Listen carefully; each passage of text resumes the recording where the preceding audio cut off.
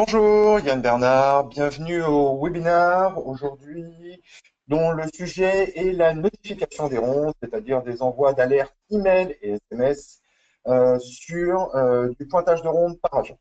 Vous devez donc disposer d'accès superviseur à l'application Post et vous rendre dans l'onglet Paramétrage, puis créer, modifier une ronde.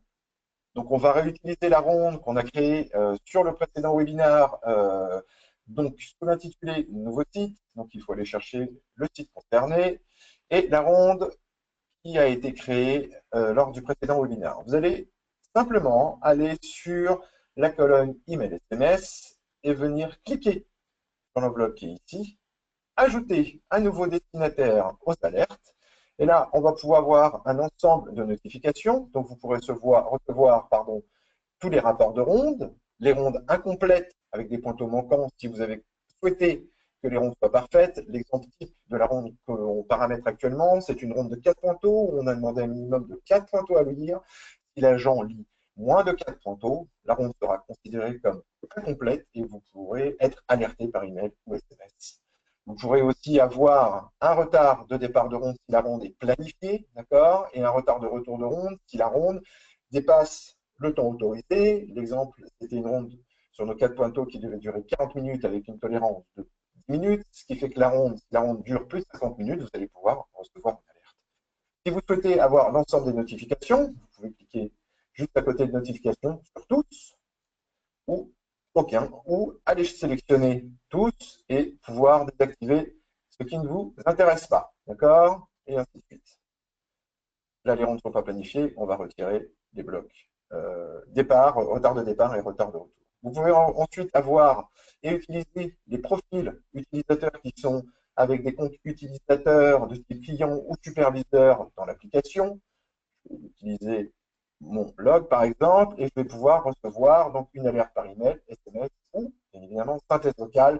L'email, vous avez compris, c'est très simplement, on vous envoie un email. Un SMS, c'est simplement un SMS d'alerte, hein, donc sans l'intitulé des pointeaux qui ont été pointés, mais juste le titre de l'anomalie, le site, le nom de la ronde et l'agent pointeur. La synthèse vocale, c'est juste un appel sortant d'un robot qui va directement vous appeler avec une jolie voix féminine sur votre smartphone pour vous signaler une anomalie. On va rester sur les emails, par exemple. Donc, je viens simplement enregistrer ici. Si j'avais voulu faire la même chose, par exemple, sur une ronde incomplète et être alerté par SMS, je vais resélectionner mon nom et je vais utiliser le bouton recevoir l'alerte par SMS et venir simplement saisir ici mon numéro de portable.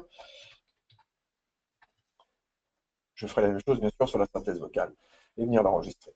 D'accord. On va demander, par exemple, aussi avoir un autre module qui va associer en fait tous les rapports de ronde dont le profil destinataire serait un employé, un résident, qui aurait été préalablement créé dans une base de données, ou un nouveau contact. Nouveau contact, c'est simplement un acteur qui ne va pas avoir de compte d'accès à l'application, mais on va pouvoir ajouter en termes de notification. On va réutiliser un nom générique, Monsieur Durand, de son prénom Jean, de la société, allez, ici, dont l'email est jd@mc.com et de pouvoir ajouter son compte. Si vous avez besoin de leur notifier sur une autre alerte que vous avez oublié, par exemple, histoire de voir les alertes en cas de ronde incomplète, on va aller rechercher dans les nouveaux contacts et vous allez voir qu'il y a une petite base de données qui se crée ici et sur laquelle on va pouvoir le notifier. On pourra bien évidemment aussi lui envoyer un texto sur un numéro de portable et venir enregistrer ce profil.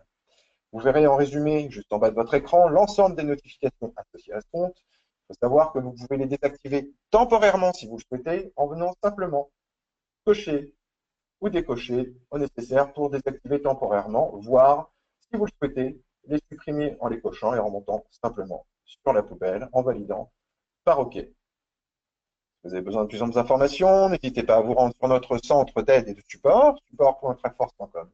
support.trackforce.com. Merci à vous.